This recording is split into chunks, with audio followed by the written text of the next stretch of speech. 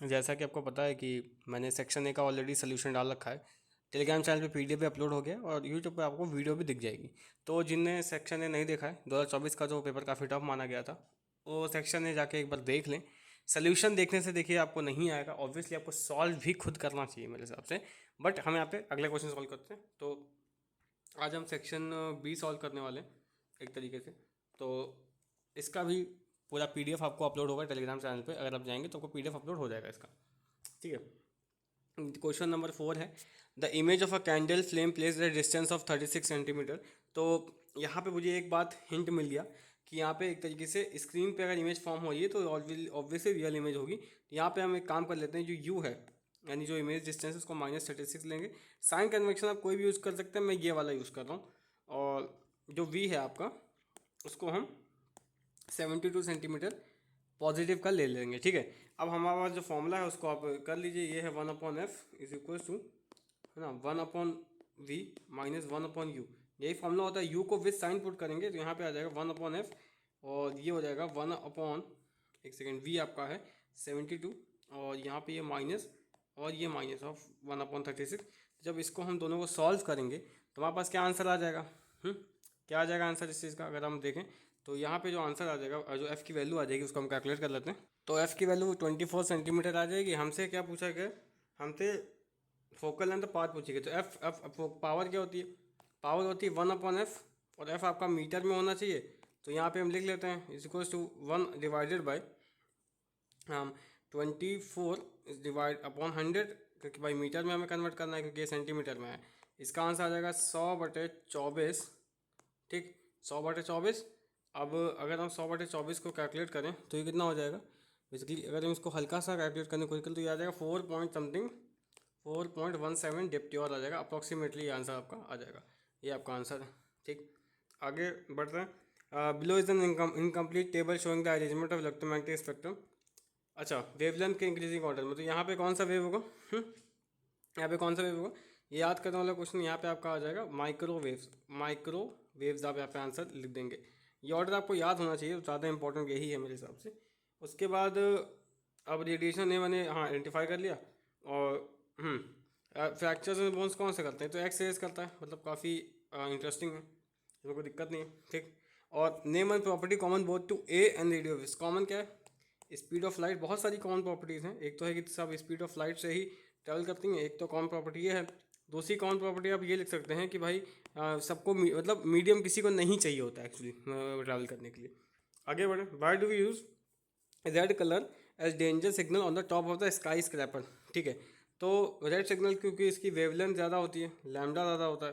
Basically lambda is basically here wavelength, तो wavelength इसकी ज़्यादा होती है। ये स्कैटर कम होगी, ट्रैवल अच्छा कर पाएगी। ये आपको रीज़न लिख देना है एक तरीके से। उसके बाद ये the diagram below shows the path of blue रे, अच्छा, थ्रू आर प्रिज्म।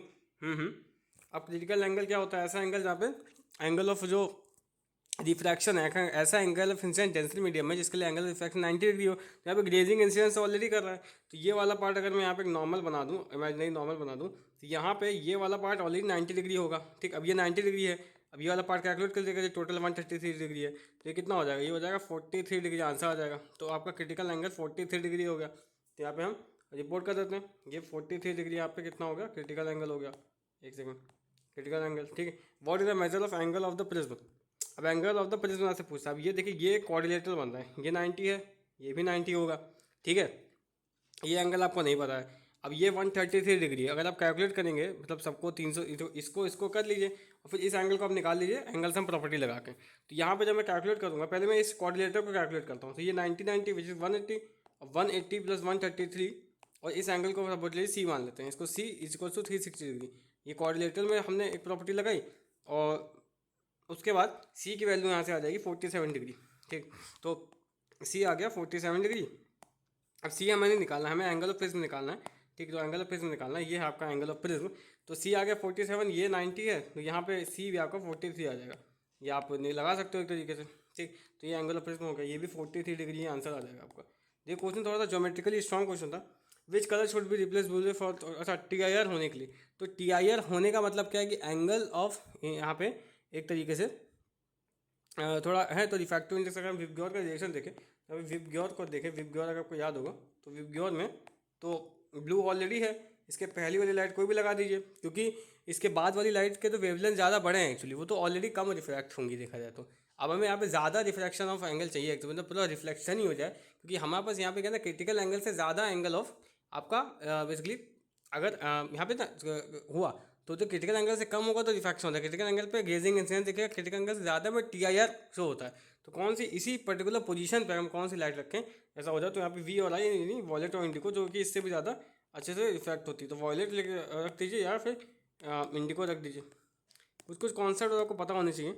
आगे बढ़ते आगे बढ़ते refractive index of a glass with respect to water is, ठीक है सिंपल यार, 8/9 कर दीजिए। ये भी क्या, ये कैसा है, प्रिंसिपल कौन सा यूज हुआ इसमें, reversibility of light, reversibility of light, आसान सा प्रिंसिपल यूज़ हुआ। मतलब बहुत लोग इसमें स्नेल लॉ लिखेंगे, बट स्नेल लॉ मत लिखिएगा, Snell law reversibility of light अलग अलग होता है। पहली बात तो स्नेल लॉ तो देखिए रिफ्रैक्टिव इंडेक्स पे, हालांकि दोनों रिफ्रैक्टिव इंडेक्स के बारे में ही बात करते हैं, बट ये दोनों बात अलग है, ठीक है। If they change the temperature of water, तो ऑब्वियसली यहाँ पे नो, यहाँ पे ऑलरेडी नो मैंने लगाया हुआ था है ना, बट यहाँ पे नो ही होगा एक तरीके से, क्योंकि यार टेम्परेचर पर डिपेंड करता है। तो रिफ्रैक्टिव इंडेक्स टेम्परेचर के साथ कैसे इन्वर्सली प्रोपोर्शनल होता है एक तरीके से, तो ये बेसिकली टेम्परेचर अगर आप चेंज करोगे तो यहाँ पे बेसिकली क्या होगा, डिपेंड करेगा। हाँ ये क्या डिपेंड करेगा तो अभी पता ही नहीं गया है ना, कि ये बढ़ेगा कि घटेगा एक तरीके से, ये तो हमें नहीं पता है, तो मेरे रिलेशनशिप अभी नहीं लिख सकते, ठीक। Light travels at a distance of 10x in the units, ठीक है 10x इसकी वैक्यूम में स्पीड है, and x units in the time two in denser medium.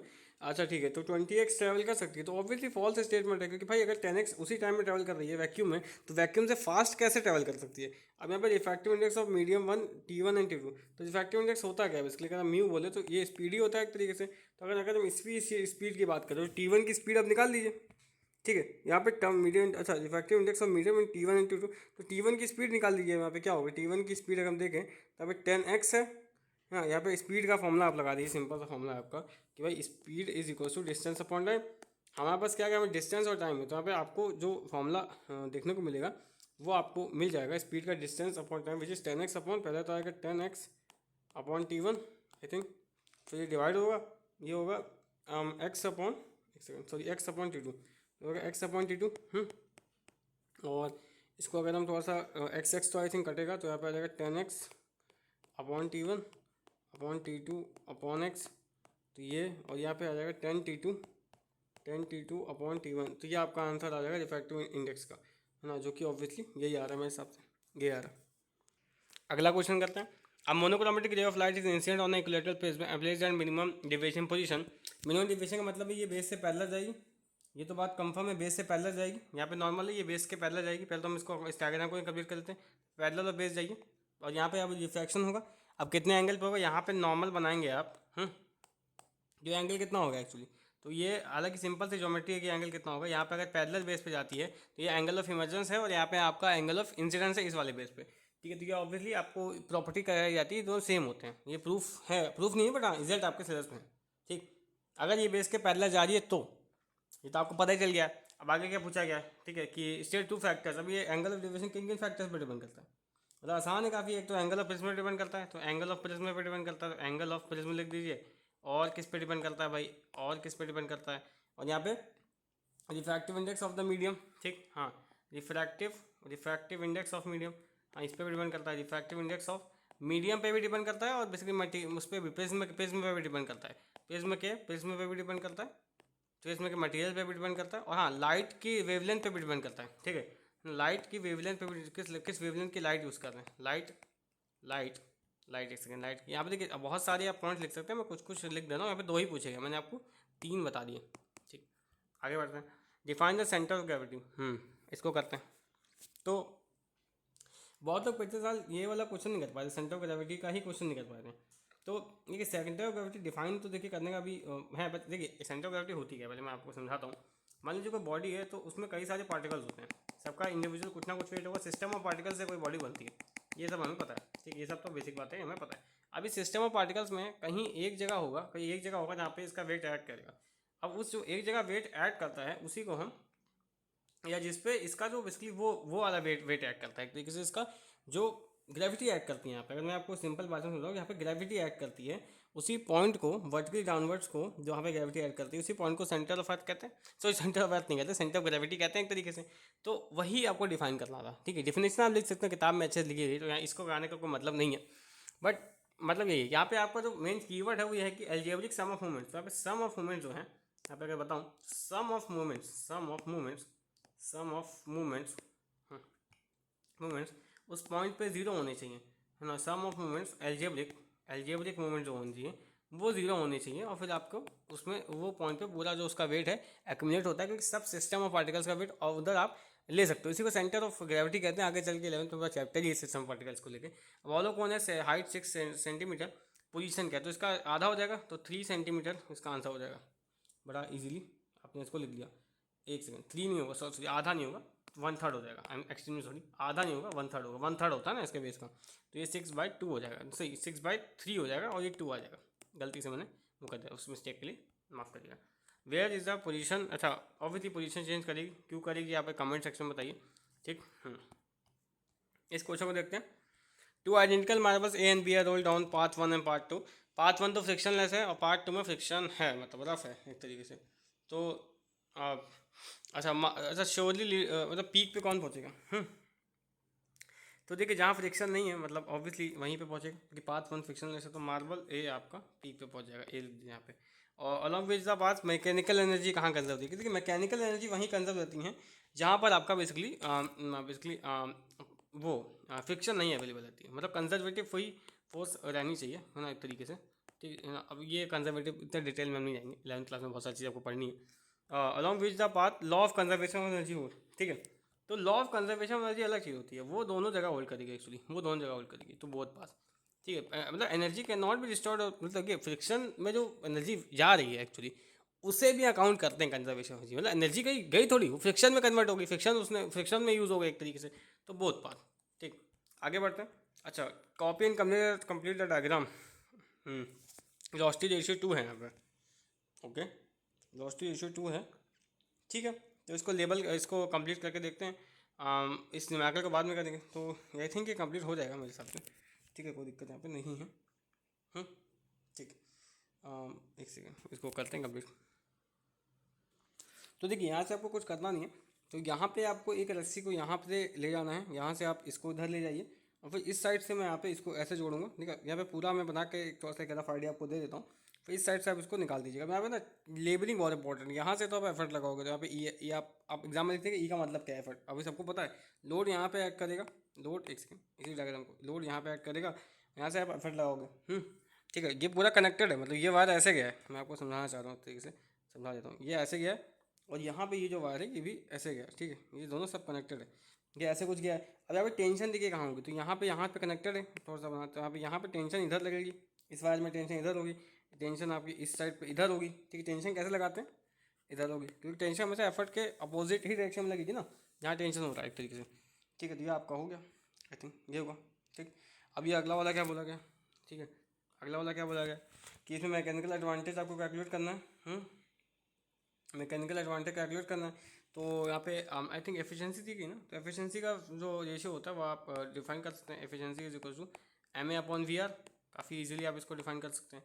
तो यहाँ से आपको MA/VR का मतलब VR पता नहीं है, MA निकालना है, और VR आपका 2 है, और यहाँ हो जाएगा 80/100, मतलब परसेंटेज को हमने इसमें कन्वर्ट कर दिया, तो यहाँ से MA की वैल्यू आ जाएगी 1.6 आ जाएगी। MA का मतलब शॉर्ट फॉर्म में करें एफर्ट कितना नीड है, तो MA आ गया। तो MA का वैल्यू होता है L/E, और लोड आपको शायद से पता हुआ है ना, सब्स्टिट्यूट कर लीजिए, आज हो जाएगा ये 1.6 इज इक्वल्स टू, लोड आपका है 48, और एफर्ट यहाँ पे ये है।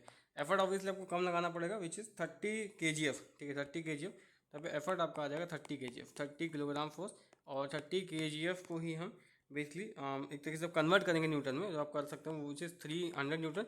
अगर आप जी की वैल्यू 10 लेते हैं, अगर आप 9.8 लेते हैं, तो 294 न्यूटन। सारे आंसर आपके एक्सेप्टेड होंगे, ठीक है। जी की वैल्यू कौन सी लेते हैं, क्योंकि यहाँ पे जी की वैल्यू लेने को कुछ बोला ही नहीं गया एक तरीके से, तो आप जी की वैल्यू कोई भी ले सकते हैं, एक्सेलरेशन ड्यू टू ग्रेविटी। ये क्वेश्चन अच्छा था, इसको कहते हैं नेम द वेव्स। देखो ये क्वेश्चन पहला तो सिंपल है, सोनार की वेव बतानी है, ये सिंपल है। ये अल्ट्रासोनिक वेव, ये सिंपल है। इसमें इसमें कोई इस क्वेश्चन में उतना नहीं है जो पहला वाला है, क्योंकि ये तो रटने वाला क्वेश्चन है। अब यहाँ पे ये जो क्वेश्चन है इसके बारे में डिस्कस करना इंपॉर्टेंट है एक तरीके से। ये जो नेक्स्ट वाला क्वेश्चन है, क्योंकि ये क्वेश्चन दिमाग लगाता है। अब देखिए यहाँ पे दो पार्ट है, यहाँ पे आपको एको निकालना है कि फर्स्ट एको, देखिए फर्स्ट पे इसने अंडरलाइन कर दिया। तो फर्स्ट एको का मतलब क्या होता है, एको सुनाई देने की कंडीशन देखिए क्या होती है। पहली कंडीशन क्या होती है, अगर स्पीड स्पीड आपकी जो साउंड की स्पीड होती है वो वेरी करती है, ठीक है। तो स्पीड आपकी साउंड की 320 से लेकर 340 के बीच में एग्जाम में आपको कोई भी दे सकती है मीटर पर सेकंड, ठीक है।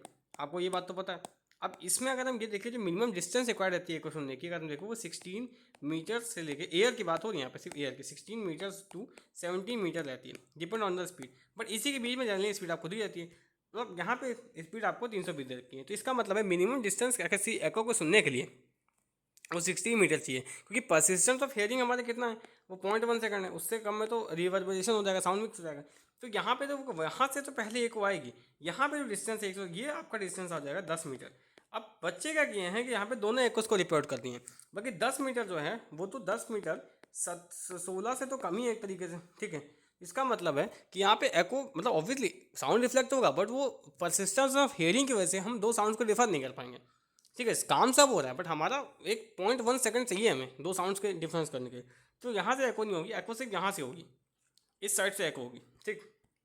अगर आप इस वाले 10 मीटर को लेकर निकालेंगे भी ना, तो आपका जो टाइम है टी आएगा ना, वो 0.1 से कम आएगा, 0.06 समथिंग आएगा। वो मैं निकाल नहीं, कमेंट सेक्शन में निकालिएगा।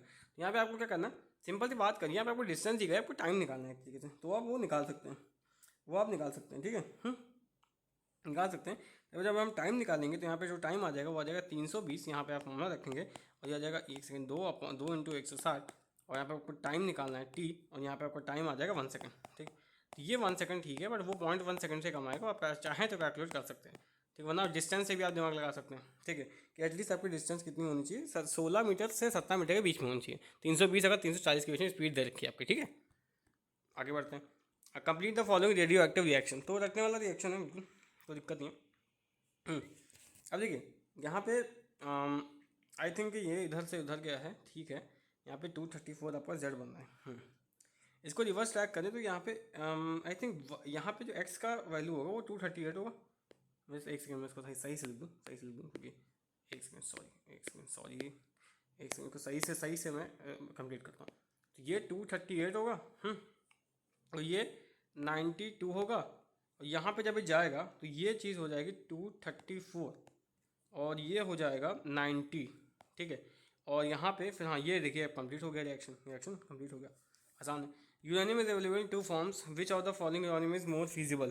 तो यार देखिए यही ज़्यादा फीजिबल होता है, तो इसका आंसर है कि इसमें रीज़न तो पूछा नहीं गया है, तो रीज़न ना ही फिर क्या करेंगे रीज़न जान के, तो रीज़न पूछा ही नहीं गया एक तरीके से कौन सा फीजिबल, तो कैसे होता है उसके बारे में बुक में आपके स्पष्ट रूप से लिखा हुआ है। Given diagram vibrating tuning fog is kept near the mouth of, ठीक है। ये देखिए रेजोनेंस का क्वेश्चन, लाउड साउंड है 5 सेंटीमीटर पर लाउड साउंड हर्ड हुआ है, ठीक है। तो यहाँ पे देखिए फिनोमेना कौन सा पूछा, तो ये तो रेजोनेंस ही एक्चुअली, ये तो आपको समझ आ गया होगा, काफ़ी मतलब ऐसा फेमस क्वेश्चन है, थोड़ा सा अलग से पूछा गया।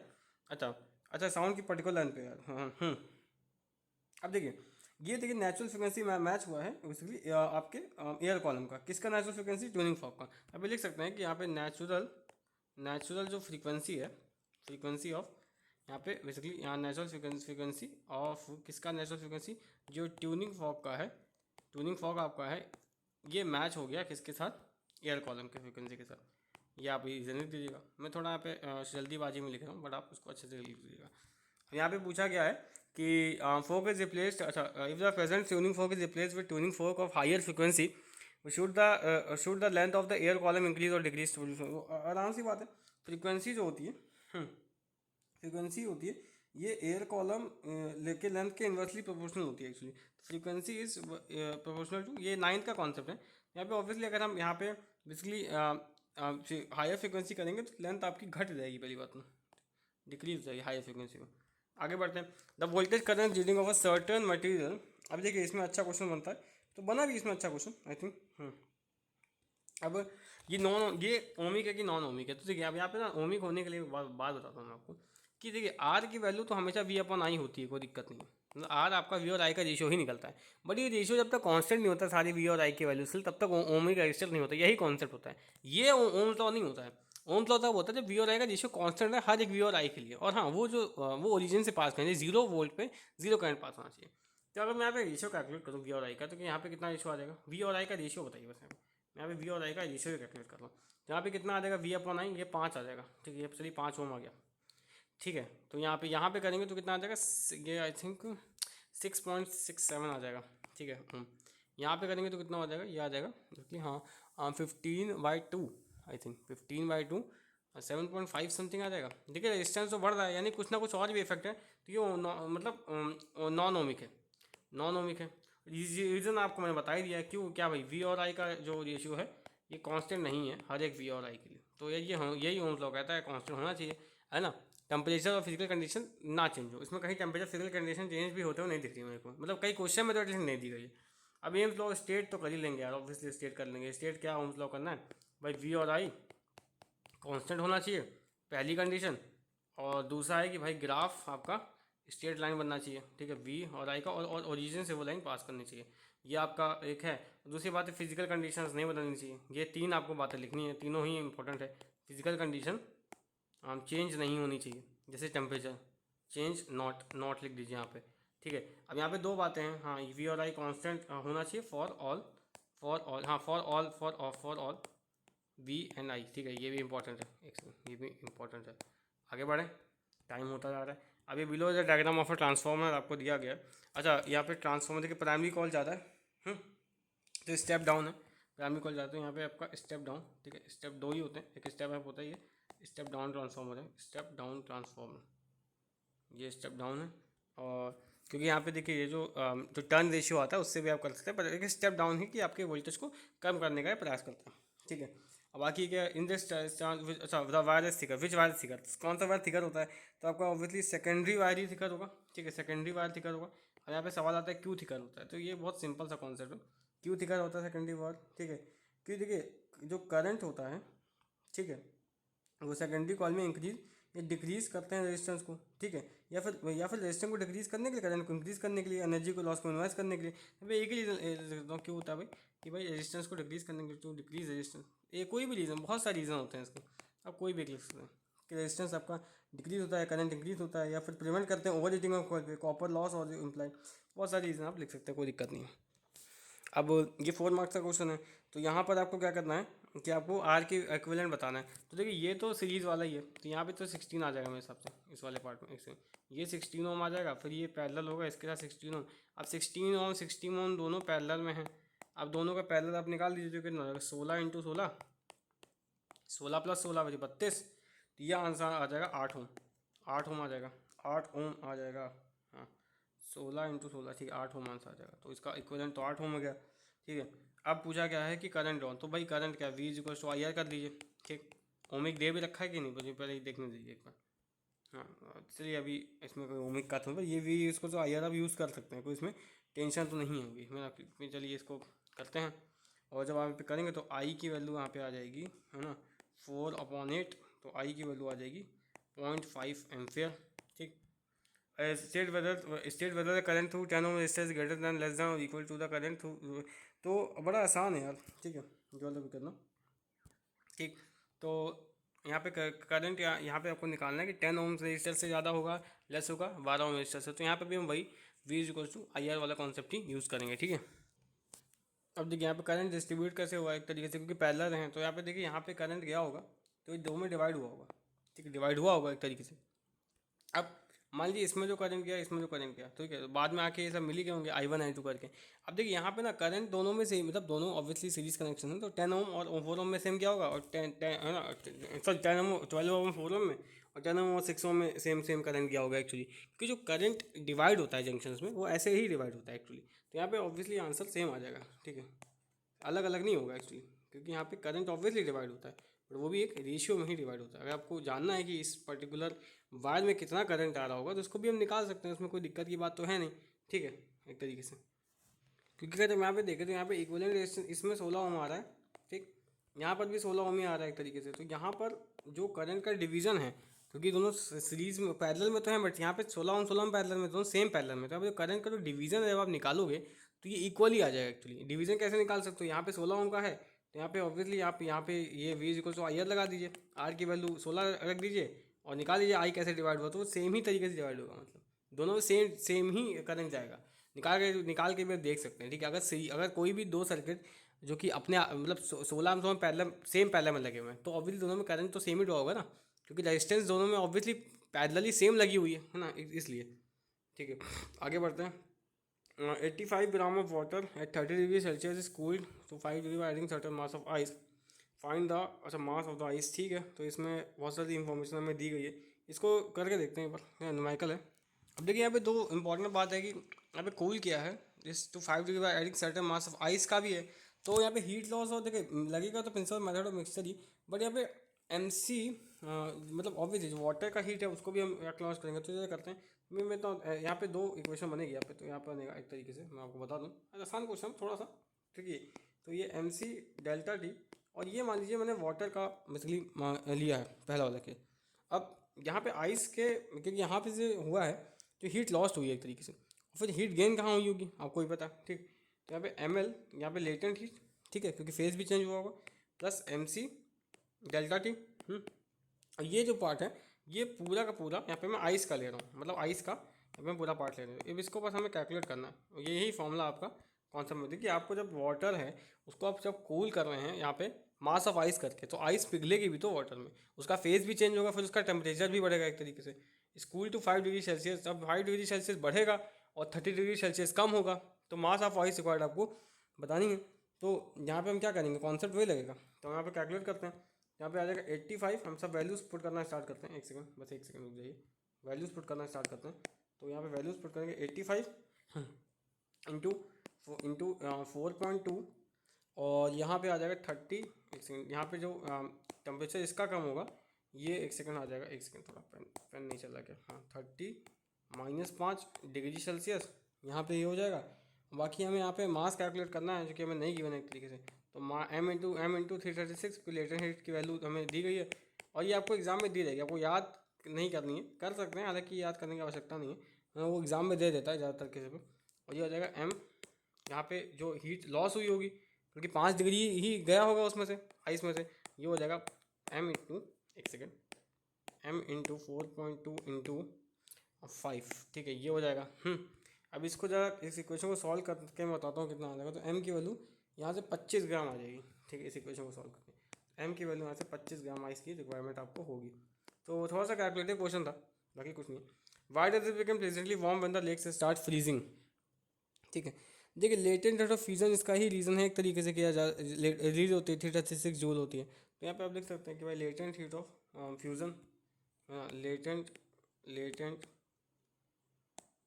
हीट ऑफ फ्यूज़न, ये इसका आंसर है, लेटेंट हीट, एक सेकेंड, ऑफ फ्यूज़न, उनकी काफ़ी ज़्यादा होती है ना। आंसर तो आप आराम से लिख सकते हैं, जो कि आपको यहाँ पे दी भी गई है इतनी, ठीक है। Water freezes to form ice, what change would you expect in the average kinetic energy. अच्छा क्वेश्चन, थोड़ा सा कॉन्सेप्ट है कि यहाँ पे पोटेंशियल एनर्जी में चेंज होगा, काइनेटिक एनर्जी में चेंज नहीं होता, वो टेम्परेचर में ही चेंज होता है, तो बेसिकली नो चेंज होगा यहाँ पे, है ना। बट ये क्वेश्चन अच्छा था, ठीक है, चेंज तो यहाँ पे कुछ नहीं होगा, but this was a good question. ऐसे क्वेश्चन अगर मिल गया तो अच्छा कॉन्सेप्ट ऐसा होगा। Which will contain more heat energy, 1 gram of ice is 0 degree Celsius, 1 gram of, अच्छा किसमें हीट एनर्जी ज़्यादा होगी, ये भी अच्छा क्वेश्चन है, ये भी अच्छा क्वेश्चन है। तो हीट एनर्जी भाई आपकी वाटर में ही ज़्यादा होगी आइस के कंपेरिजन में, ठीक है। आप कहाँ गए, हाँ यहाँ पे वाटर में ही ज़्यादा होगी, क्यों क्यों ज़्यादा होगी वाटर में, सोच के देखिए। वाटर में आपका फेज़ ऑलरेडी है, फेज़ ऑलरेडी चेंज हो चुका है, उसमें ऑलरेडी हीट एनर्जी जा चुकी है फेज़ चेंज की, इसलिए ज़्यादा हुई ना। आइस में क्या है ना, आइस में अभी फेज़ नहीं चेंज हुआ है, तो फेज़ की वजह से लेटेंट हीट का फर्क आ रहा है, वही उसी पे खेल रहा है ये concept. State one factor that affect the magnetic induce, सब आसान है। एक फैक्टर को बताऊँ तो यहाँ पे देखिए number of turns, speed of rotation, area of coil, rate of change of magnetic flux, कोई भी यहाँ से stand magnetic field number of turns of coil बोलते हैं। अब स्ट्रेंथ को मैं तो सिंपल लिखूंगा यहाँ पे, क्योंकि एक ही पूछा गया ना, ठीक है, वन फैक्टर, तो यहाँ पे स्ट्रेंथ ऑफ मैग्नेटिक फील्ड लिख दीजिए ना, स्ट्रेंथ ऑफ, सिंपल लिखिए ना, अगर स्ट्रेंथ ऑफ मैग्नेटिक फील्ड भाई सबसे सिंपल ही लिखूंगा मैं तो भाई, मतलब आप लिख तो कोई भी सकते हैं, एक सेकंड, हाँ फील्ड। आगे क्या पूछा गया, given below circuit to study magnetic field electric ABCD is a cardboard cap perpendicular to the conductor XY, a magnetic compass is placed at the point P of the cardboard, P1 P2 are position of the magnetic compass before and after passing the current XY X respectively। हम्म हम्म। तो यहाँ से आपको पूछा है कि rule, अच्छा rule तो सब जानते हैं क्या, राइट हैंड थंब रूल, है ना, रूल तो सबको पता है क्या लगाना है यहाँ पे, राइट हैंड थंब रूल। तो यहाँ पे लगेगा तो देखिए right hand thumb rule, right hand, एक सेकेंड, राइट हैंड थंबनेल। तो देखिए लगना क्या है ये सबको पता है, बट ये आंसर बहुत लोगों का पिछली बार गलत आया था। देखिए ऐसे कि हमने ये लास्ट क्वेश्चन पे है तो इस क्वेश्चन को आप छोड़ भी सकते थे, ऑप्शन में तो था, बट ये थोड़ा सा अच्छा क्वेश्चन बन सकता है। तो डायरेक्शन क्या है कि मतलब एक्स टू वाई जाएगा करंट कि वाई टू एक्स जाएगा, one the circuit is complete. ठीक है, तो यहाँ पे अगर आप राइट हैंड थंबनेल लगाए यहाँ पे, तो मैं दिखा के नहीं दिखा देता हूँ, यहाँ पे आंसर एक्स टू वाई आएगा, एक्चुअली एक्स टू वाई ही आंसर आएगा। कैसे आएगा, मतलब ये करंट इस डायरेक्शन में कहीं मूव करेगा। ठीक, एक सेकेंड, अगर आप चाहें तो मतलब करके भी देख सकते हैं, राइट हैंड थंबनेल लगाइए, काम आपका हो जाएगा। नहीं आता तो कमेंट सेक्शन में पूछ लीजिए। ठीक ना, if the resistance R is increase then what will the effect of magnetic lines of force on, तो देखिए number of lines will decrease हो जाएंगी, है ना, और यहाँ पे जो डेंसिटी है वो ज़्यादा कम हो जाएगी एक्चुअली अगर इंक्रीज़ करेंगे। तो हाँ वही है कि आप यहाँ पे कह सकते हैं कि नंबर ऑफ लाइंस डिक्रीज होंगी, तो नंबर ऑफ लाइंस यहाँ पे ये डिक्रीज हो जाएंगी। ठीक है, तो ये हमारा पूरा पेपर हमने सॉल्व कर लिया। तो ओवरऑल पिछले साल का पेपर सेक्शन बी में हमें आधा घंटा लगा सॉल्व करने में, विच इज़ ऑब्वियसली फाइन, इतना तो लग ही जाएगा। और मैंने 6 के 6 क्वेश्चन सॉल्व किए, इसलिए ज़्यादा टाइम लग गया, आपको ज़्यादा टाइम नहीं लगेगा।